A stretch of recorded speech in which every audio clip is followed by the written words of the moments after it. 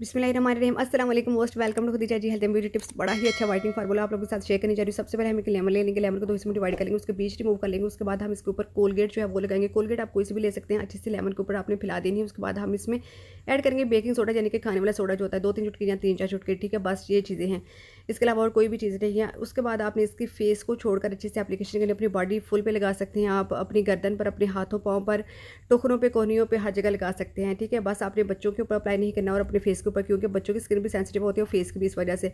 इसके अलावा मर्द खवातीन जो है वो यूज़ कर सकते हैं।